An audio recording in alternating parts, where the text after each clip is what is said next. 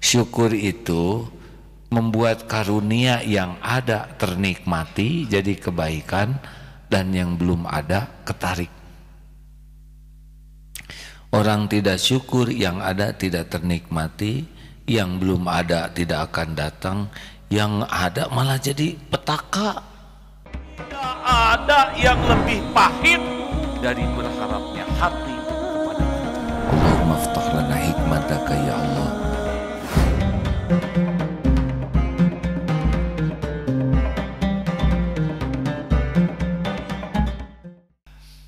Apakah mungkin kita bisa menghitung-hitung karunia dari Allah? Fadhal Ustaz. Tes surat Ibrahim surat 14 ayat 34. A'udzu billahi minasy syaithanir rajim. Wa ataakum min kulli ma sa'altumuh wa in ta'uddu ni'matallahi la tuhsuha innal insana lazalumun kaffar. Dan Allah telah memberikan kepadamu segala apa yang kamu mohonkan kepadanya. Dan jika kamu menghitung nikmat Allah, niscaya kamu tidak dapat menghitungnya. Sungguh manusia itu sangat zalim dan sangat mengingkari nikmat Allah. Manusia memang zalim. Hebatnya asyakur, kita tidak jadi berbuat maksiat saja dapat kebaikan dari Allah. Kita tidak jadi menzolimi diri sendiri, dapat itu pahala. Mau berbuat maksiat belum dicatat, udah jadi dicatat satu, enggak jadi maksiat dapat pahala. Masya Allah. Makanya rekan-rekan, udahlah, hidup cuma satu saja, berbuat baik. Innallaha yuhibbul muhsinin. Sesungguhnya Allah sangat mencintai orang yang berbuat kebaikan. Kapanpun, dimanapun, kepada siapapun, baik saja. Nih, salah satu kebaikan yang Allah sukai adalah syukur. Ibrahim ayat 7 ya. Kita ingin ditambah karunianya enggak oleh Allah? Boleh jawab, boleh enggak, ada saya mah. Ingin ditambah karunianya oleh Allah? Sing ikhlas kalau ngejawab tuh ya.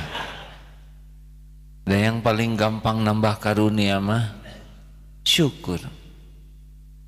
Syukur itu membuat karunia yang ada ternikmati jadi kebaikan, dan yang belum ada ketarik.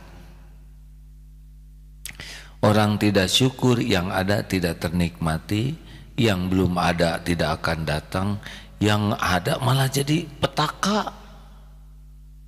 Makanya kita wajib mengetahui ilmu syukur. Kita sudah sering bahas, tapi kali ini lebih didetailkan ya.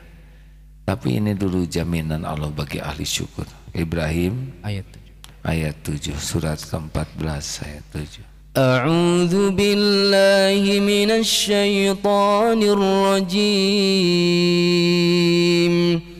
Wa idz ta'adzana rabbukum la in syakartum la azidannakum la in syakartum la azidannakum wa la in kafartum inna adzabi lasyadid.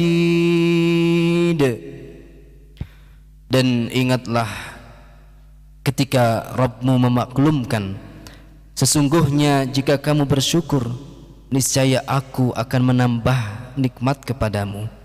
Tetapi jika kamu mengingkari nikmatku, maka pasti azabku sangat berat. Nah, begitu hadirin. Semua nikmat itu dalam genggaman Allah. Semua nikmat adalah milik Allah. Semua nikmat apapun bentuknya hanya dari Allah. Selain Allah hanya makhluk. Pastikan yakin seperti itu. Nikmat apapun yang datang kepada kita pasti dari Allah. Itu syukur yang pertama. Syukur yang kedua, afdalud doa, lidah selalu memuji Allah. Doa yang paling afdal itu alhamdulillah ala kulli hal, dalam segala keadaan. Tiga, manfaatkan nikmat yang ada untuk mendekat ke Allah, itu syukur. Kening pakai banyak sujud, syukur. Makin banyak sujud seperti Rasulullah SAW sampai bengkak kakinya, tahajud itu syukur. Ciri orang yang bersyukur itu tahajudnya kuat, di antaranya. Mata sering baca Quran itu syukur, pasti enak tuh dibanding dengan baca WA. Banyakan mana? Baca Quran, baca WA, jujur. Awas jangan langsung soleh ya. Harus jujur dulu. Mulut pakai banyak zikir, Masya Allah, barokah. Tubuh pakai banyak taat ke Allah, nikmat. Apapun karunia digunakan untuk mendekat kepada pemberinya, itu syukur. Rumah tangga, sakinah tidak datang dari suami, sakinah tidak datang dari istri, sakinah datang dari Allah, diberikan ke rumah tangga yang mendekat ke Allah. Bukan perkara uang. Sahabat Nabi 300 tuh ahlu sufah, tidak punya rumah, tidak apa-apa, tapi sakinah hatinya. Berapa banyak yang diberi rumah tapi tidak sakinah. Saudara, rumah tidak ada, sakinah tidak ada. Ini masalah.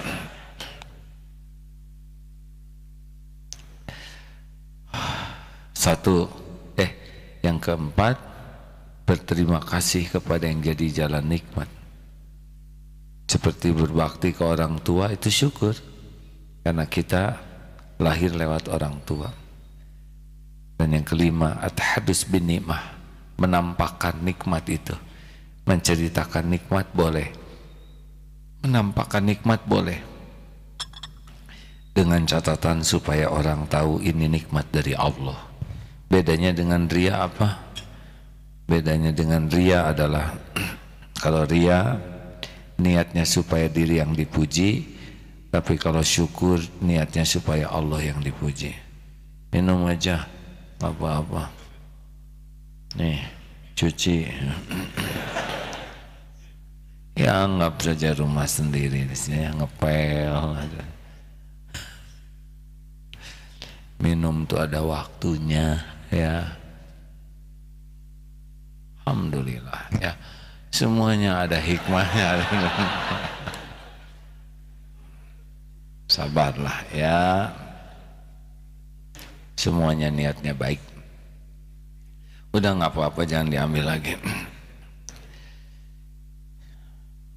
Hadis dulu silahkan Ustaz.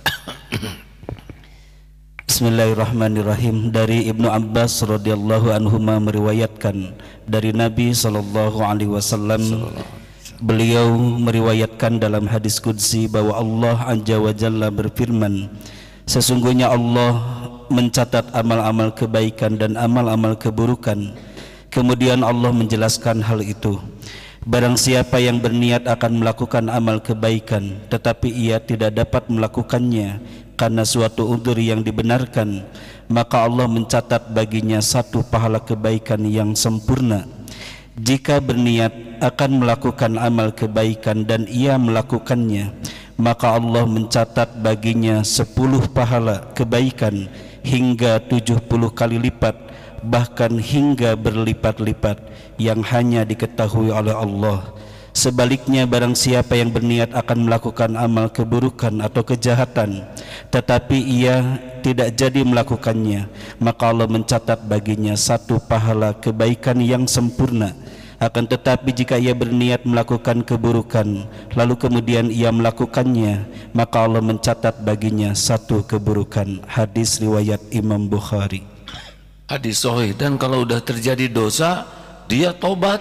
Masya Allah, tobatnya orang itu bisa membuat Allah sangat bahagia, sangat gembira. Masya Allah. Pokoknya enaklah sama Allah. Lihat ya, pohon rindang besar itu kan air. Hanya dengan air pohon menjadi rindang, kokoh, menjulang, rimbun, berbuah. Itu air tuh yang masuknya. Nah itu syakur itu seperti itu. Dari hal yang kecil menjadi sangat besar. Saudara sedekah, tolak bala, yang tadinya mau digigit anjing jadi dia yang gigit sate. Kemudian digugurkan dosa, dilipat gandakan rezeki. Padahal kita bisa sedekah, uangnya siapa yang ngebekelin? Jawab, ketemunya kita dengan kotak infak siapa yang ngatur? Allah. Udah lewat kotak infak, dibuat ingin bersedekah, siapa yang nolong? Allah. Yang dapat pahala siapa? Kita. Aduh, Masya Allah. Makanya kalau nanti kotak infak lewat, saudara menahannya, nah ini penggelapan namanya.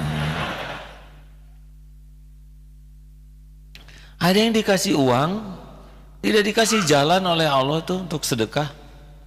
Ada yang jalan sedekah, tidak dikasih mau bersedekah. Ada yang sedekah, tidak dikasih ikhlas dalam sedekah. Berat itu.